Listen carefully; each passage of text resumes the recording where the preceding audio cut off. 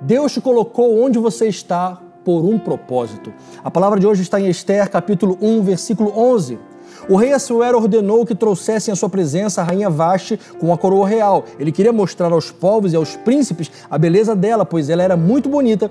Porém, a rainha Vasti se recusou a atender a ordem do rei, transmitida pelos eunucos, e diante disso o rei se enfureceu e se inflamou de raiva. E disseram para o rei: se for do teu agrado, baixa um decreto real para que se inscreva nas leis dos persas e dos medas que não se revogue que a rainha Vasti fica proibida de comparecer à presença do rei, e que o rei dê o reino a outra que seja melhor a ela. Essa história, não sei se você já sabe, mas é uma das histórias assim mais tremendas para mim aqui da Bíblia, porque ela mostra todo o estratagema que Satanás fez para destruir o povo de Deus de Israel e como Deus transformou aquela maldição em bênção. Aqui no livro de Esther são 10 capítulos, é óbvio que a gente não tem tempo para falar de todos, mas eu queria falar resumidamente de algumas partes da história para que nós possamos ver a soberania de Deus e como Ele sempre protege os seus. Não vamos ler aqui para ganhar tempo, mas a história continua dizendo que uma jovenzinha que era órfã de pai e mãe, Esther, ela era muito bonita e ela foi feita rainha no lugar de Vasti. Ela tinha ali um tio que cuidava dela chamado Mordecai e daqui a pouco ele vai aparecer na história como alguém muito importante. Pois bem, rainha Esther se torna rainha, começa ali a governar ao lado do rei e aparentemente está tudo bem. Até que um dia o rei coloca um homem chamado Amã como um dos seus altos oficiais e por onde esse homem passava as pessoas se curvavam perante ele porque essa tinha sido a ordem do rei. Só que tinha esse homem, Mordecai, lembra que eu falei do tio da Esther? Que quando o Amã passava, Mordecai não se curvava perante ele porque Mordecai só se curvava perante Deus. Aquelas pessoas ali, a turma tem aquela turma do deixa disso, mas também tem aquela turma que bota sempre mais lenha na fogueira. Chegaram então para a mãe e começaram a botar lenha na fogueira. Amã, tem um cara que não se prostra quando você passa. E Amã começou, o seu orgulho, o seu ego começou a ficar inflamado com isso e ele sentiu tanta raiva daquele homem chamado Mordecai que ele tomou uma decisão no seu coração. Tudo isso que eu estou falando está aqui, no capítulo 3 da Bíblia. Ele disse: já que esse Mordecai não se prostra perante mim, então não vou apenas matá-lo, eu vou matar todo o seu povo, todo o povo judeu. E a partir daí começa essa parte complicada da história, porque aquele alto oficial do rei, aquele braço direito, aquela pessoa que estava investido de autoridade, agora se coloca ali à disposição, focado em destruir todo o povo de Israel. E onde é que Esther entra nessa história? Talvez até esse momento ela achava que ela estava ali simplesmente por ser bonita e por ser inteligente e para curtir aquele reinado. Mas, na verdade, Deus colocou Esther ali com um propósito bem definido.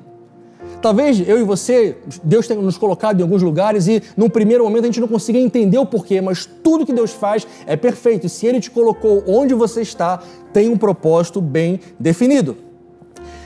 Esther, então, tem uma ideia, assim, um estratagema que foi maravilhoso a ideia dela. Ela chegou até a presença do rei e teve aquela questão do cetro, a gente pode em outro momento falar sobre isso.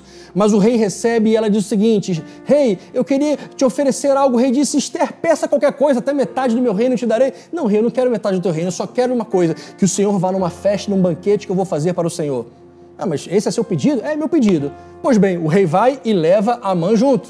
E ela faz um grande banquete, todo mundo se alegra. E no final o rei ali já alegra com o vinho, já diz: Esther, pode pedir qualquer coisa que eu vou te dar. E ela novamente diz: então, por favor, venha novamente a um outro banquete que farei para ti amanhã. O rei então não entende nada porque ela poderia pedir algo, mas ela quer oferecer. Até que chega no dia seguinte, ela faz uma nova festa. E quando o rei pergunta novamente, aí sim era o momento certo de Esther falar: rei, eu quero que o Senhor salve a minha vida. E como assim, Esther? Foi editada uma lei e que eu e todo o meu povo seremos mortos. Ele diz: mas quem é que fez uma coisa dessa? E ela aponta para a mãe e diz: foi ele. Foi o seu alto oficial. Foi ele que está planejando a execução de todo o meu povo. O rei olha para aquela situação, sai para o seu palácio para pensar e quando ele volta ele está determinado então a trazer juízo sobre Amã. Então alguém chega perto do rei e diz: rei, esse Amã, ele construiu uma forca de 22 metros para enforcar o Mordecai e para enforcar, simbolizando que ele estaria dessa forma matando o povo judeu. O rei diz: então coloca ele lá dessa forca. E a história termina da seguinte maneira: Depois de Amã ele ser morto, os seus 10 filhos serem mortos também, aquele edito que as pessoas poderiam matar os judeus já tinha sido distribuído. Então, vários inimigos de Israel, espalhados pelas 127 províncias que aquele rei governava, se juntaram para matar os judeus. Mas através de Ester, o rei fez um outro decreto dizendo: judeus podem se defender, podem não deixar os inimigos matarem você, se defendam.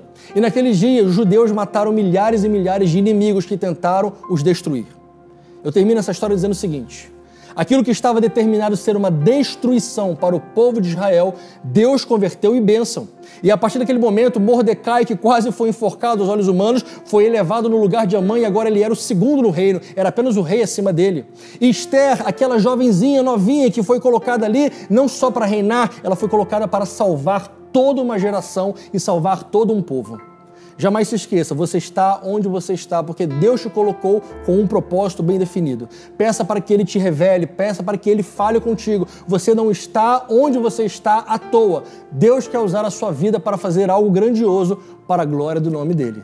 Deus abençoe!